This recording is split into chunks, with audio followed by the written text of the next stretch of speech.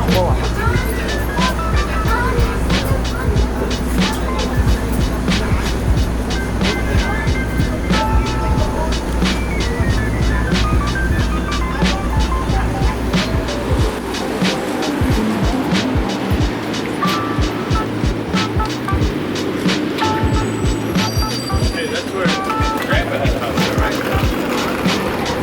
Wow, do you know which one it is?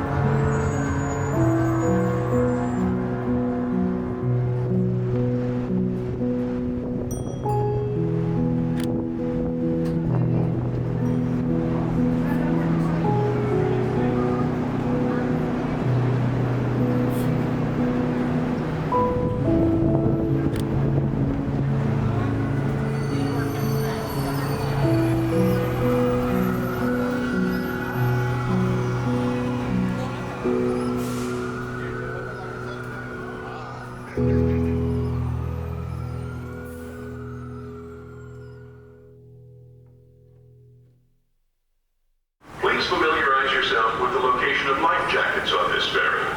They are located in marked lockers and bins along the cabin walls.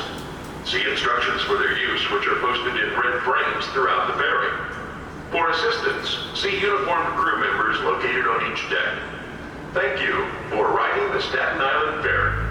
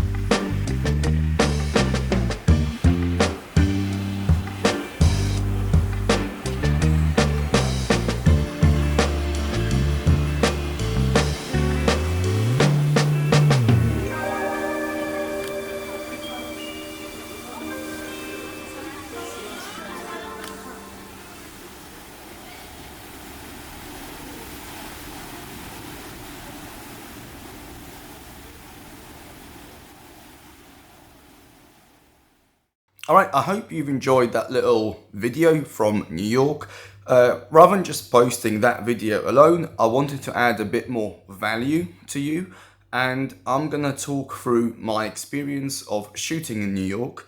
I've now been 4 times in total, well over a month spent in the city. I've been in the winter, in the summer, and I can just share some tips, some advice from a visitor.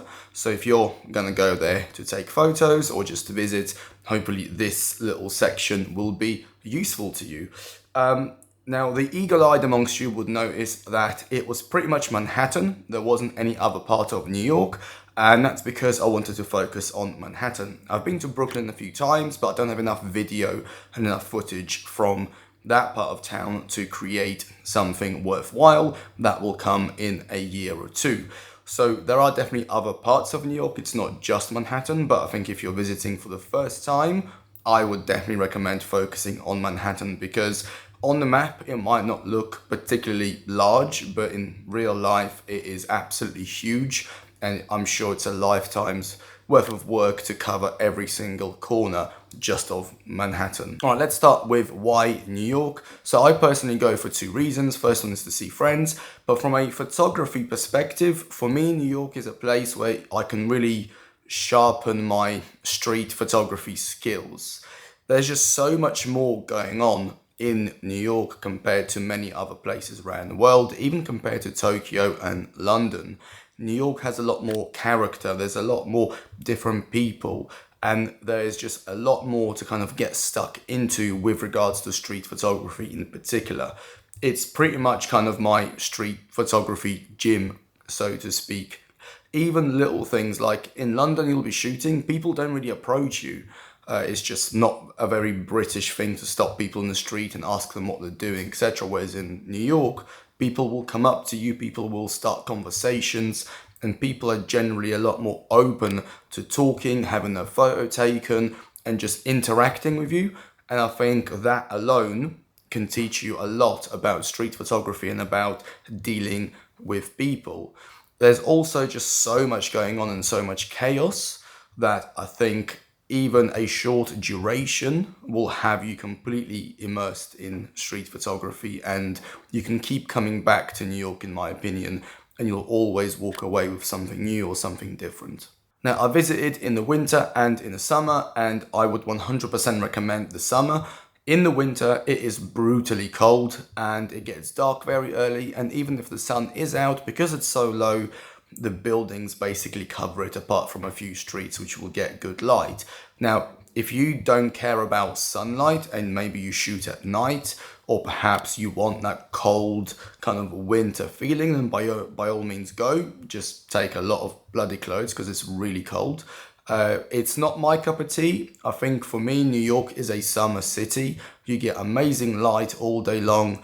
And I don't know, people just seem happier. People seem to be more kind of outgoing. There's more going on. And just, yeah, having been in both seasons, New York is very much a summer city, at least for me. In terms of duration, I've been anywhere from a week to 2. I would say the sweet spot's about 10 days. Now, if you thrive in big cities, if you love the noise and the chaos, you can stay longer. I personally find after 10 days, I'm kind of sick of it in terms of just the sheer chaos and the noise. Of course, if you're staying somewhere quieter, it's different. I think 10 days is a fair amount. It gives you enough time to explore most of Manhattan and even do a few trips out into Brooklyn or other parts of New York. 10 days is more than enough, especially if you're walking every single day. By the end of that week, you'll be getting a little bit tired. Now, where to stay, of course, depends on your budget and what you want to get out of the trip. I personally stay in Midtown in Manhattan. It's a little bit more money. However, at the moment you walk out of your hotel room, you can go and shoot. Given that I'm only there for a week or 10 days, I don't particularly want to spend half an hour, 40 minutes commuting in every single morning. Obviously, if you live there or if you're staying for longer, then perhaps it is worth the commute if you save a lot of money by staying somewhere in Brooklyn, for example.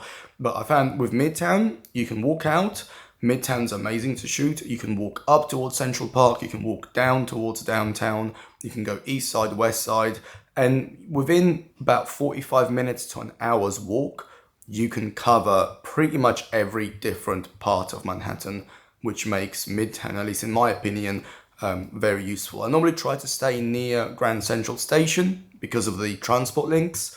And yeah, I've been doing that now for a few years and I'm really happy, and I don't think I'm going to change that. Let's quickly talk about safety. I've personally not had any issues at all after all of my visits to New York. With that said, I've only been shooting in Manhattan mostly in busy areas during the day. I don't often shoot at night, especially in New York.